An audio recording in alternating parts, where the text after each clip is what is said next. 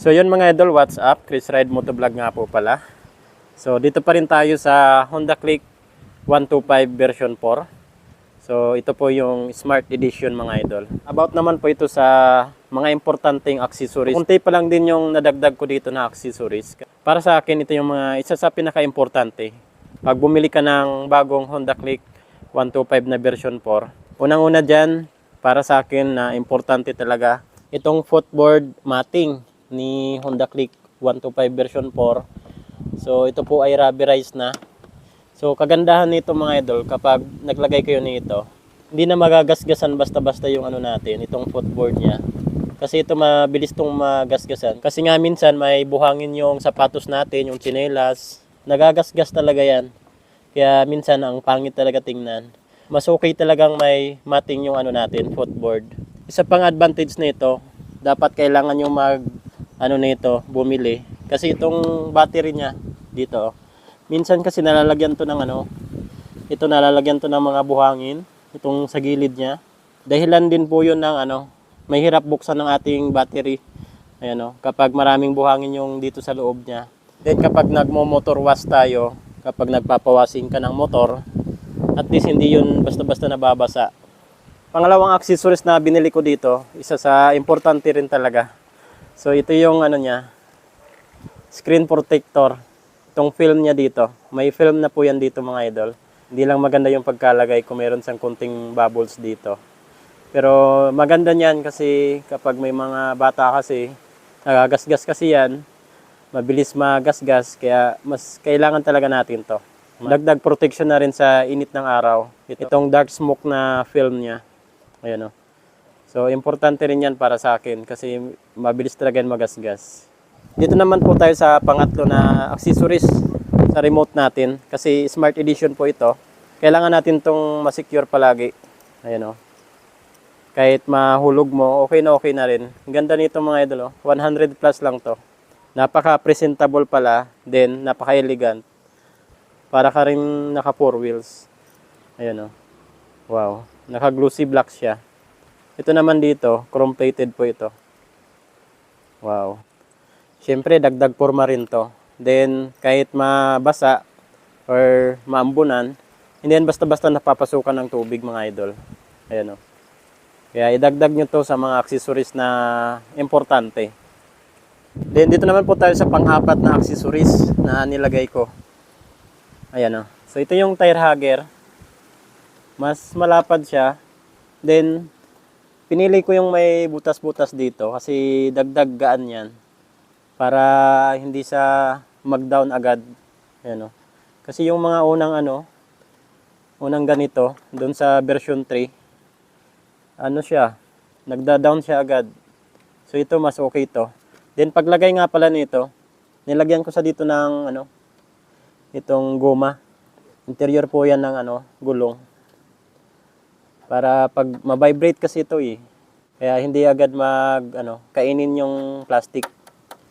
Yan po. Tire hugger mga idol. Tapos, ayaw ko nung yung carbon. Kasi hindi naman kasi carbon yung natin matte black. So, hindi carbon yung kinuha ko. Mas maganda. Hindi carbon. Ayan o. Mas maganda yung combination niya. Ito, madali lang talaga yan ikabit mga idol. Itong tire hugger. Kahit kayo lang, basta meron lang kayong itong alin. Ayan po. Tapos dito yung niya, isang alin pa. So, 2 bolt lang yan. Kayang-kaya nyo yan, DIY. Ako lang din lahat nagkabit niyan. Lahat ng accessories. Ayan. So, dito naman tayo sa pang-5 na accessories na importante para sa akin. So, ito po yung ayan o. So, nabili ko to sa online din. Maganda to mga idol. Kaya lang medyo siya. Yan, may extension siya. Kasi sumasabit siya dito. Kaya nilagyan ko ng extension. Pero maganda to alloy. Dito naman po, siya, hard plastic. So, ako lang din yung nagkabit niyan. Yan o. Tapos nilagyan ko dito ng parang rubber. Kasi bumabangga siya konti. Okay na siya. Pwede nyo po itong matiklop. Ayan o. Para 2 paper bag, 2 cellophane. na malingki tayo. Ayan, importante kasi ito eh, kasi pag malakas yung takbo natin, hindi titilapon yung ano natin, yung sinabit natin dito. Kaya goods na goods yan mga idol. Importante yan para sa akin. Wala kasing black. Pero okay din yung red. Kasi magpapalit din tayo soon ng red na mags. So ito naman po yung pang-anim na nilagay ko dito sa motor na to. So ito naman comfortable. Ayan o. So ito yung napili ko nga pala. So ito yung flat seat. Online shop din to. So buo na to na kinuha ko. Ayan. 1,000 plus po yung price nito.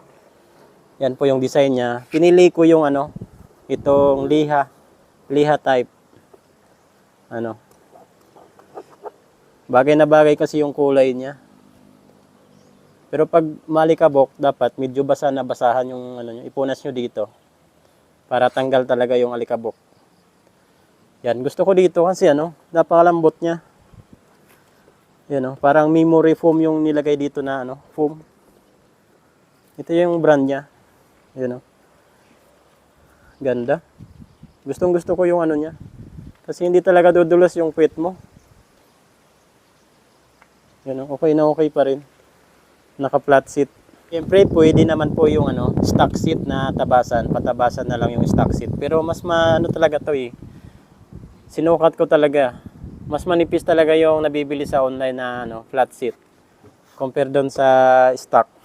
Kapag tinabasan, ayan okay na okay pa rin yan.